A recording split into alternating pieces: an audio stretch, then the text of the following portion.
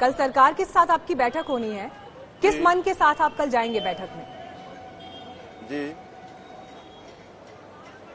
बैठक में जाएंगे तो बिल्कुल जाएंगे। बैठक में क्या रखेगी वही होगा जो इसने पहले 10 मीटिंगों में रखा है। सरकार बुला लेती है, बुलाने के बाद फैसला कोई करती नहीं, वापस मोड़ देती है। इससे ज्यादा तो कुछ नहीं हो रहा ना मीटिंगों में। नहीं, सरकार अगर पहले ही हमारी तैयारी है मीटिंग में जाने की, हम सरकार को जवाब नहीं देंगे। आप पॉइंट वाइज पॉइंट आप चर्चा कर लीजिए, क्लॉज वाइज क्लॉज चर्चा कर लीजिए, तो क्या उसके लिए आप लोग तैयार हैं भट्टी जी? एक बार नहीं, 10 मीटिंगों में पॉइंट वाइज पॉइंट चर्चा हो चुकी है। वापस ना लेने वाला इस कानून सरकार से मांगा किसने था, ये कानून हम पे लागू करो। जो हमारे जो सरकार ने वादा किया था, जो हमारे डिमांडें थी, उन डिमांडों के उल्ट सरकार ने ये कानून बनाया है। तो सरकार का नाम उनको वापस ले, क्यों नहीं लेती सरकार? सरकार ने अगर लकीर खींच दी, कानून वापस नहीं लेंगे। जो किसान इतनी ठंडी में सड़कों पे बैठा है, एक झोपड़ियों में बैठा है, जिसके ऊपर पानी टपक रहा है, नीचे से धरती गिल्ली है, ऊपर से पानी टपक रहा है, सरकार को कोई तरस नहीं आता किसान पर, और उल्टा किसान की थालियों में जागते हैं। ये पिकनिक मनाने आए हैं, कभी कहते हैं ये पिकनिक नहीं मनाने आए तो ये और क्या करने आए हैं। इसके साथ ये बादाम खा रहे हैं, ये काजू खा रहे हैं, ये हमारे खाने को भी देखते हैं अभी क्या खा रहे हैं। थाली खाना हजम नहीं होता सरकार के, क्या बात करेगी सरकार?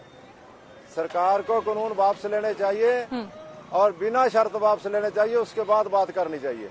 ठीक है। अपराजिता जी, किसानों की स्थिति आपको दिखाई नहीं दे रही है, तरस क्यों नहीं आ रहा किसानों के ऊपर, और ऐसी बातचीत का क्या औचित्य है जहां पर दोनों पक्ष अपनी अपनी बात पर अड़े हुए हैं?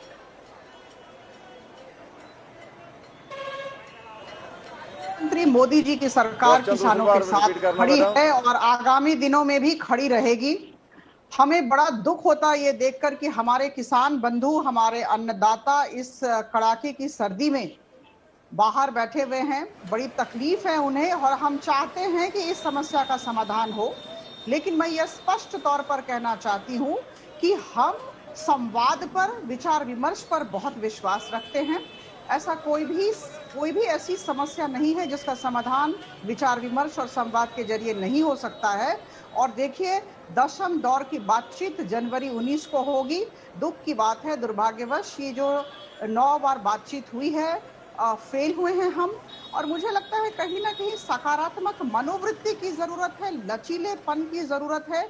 आप देखें सरकार का रुख, सरकार का आभिमुख्य, हम शुरू से ही सकारात्मक मनोवृत्ति को लेकर टेबल पर आ रहे हैं। हमने संशोधन करने के लिए कहा है, हमारे साथ बिंदुवार चर्चा करें। नहीं अपराजिता जी, आप संवाद की बात कर रही हैं, संशोधन चाहिए, आप संवाद की बात कर रही हैं। 9 दौर की बातचीत हो चुकी है, बेनतीजा वो बातचीत रही। लेकिन किसान तो ये कह रहे हैं कि सरकार साम दाम दंड भेद की नीति अपना रही है।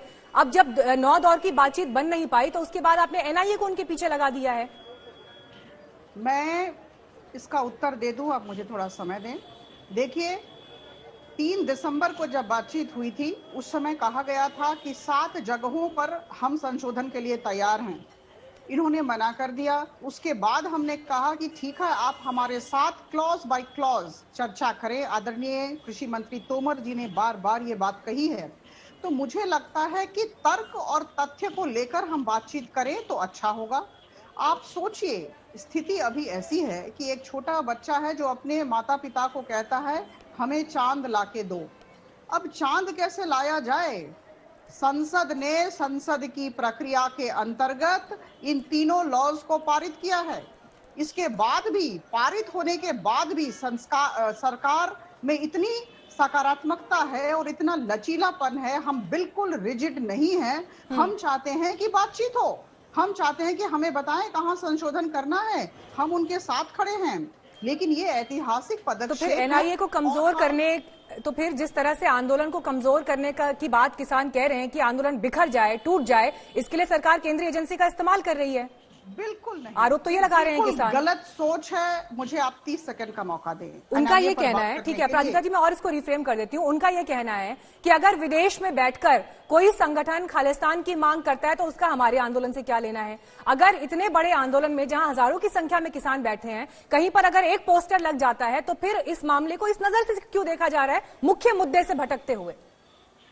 देखिए, ऐसी बात है कि एनआईए एक बहुत ही महत्वपूर्ण संस्था है और इस संस्था पर हम सबको गर्व होना चाहिए। सीबीआई और एनआईए पर प्रश्नवाची चिन्ह करना बहुत गलत होगा। यह एक तरह से मुझे लगता है हमारी अपरिपक्वता होगी। ये एक बात है। दूसरी बात मैं आपको कह दूं कि सिंघू बॉर्डर पर एंटी इंडिया स्लोगन्स किए गए और हम सब जानते हैं कि सिख फॉर जस्टिस का भी इसमें हाथ है।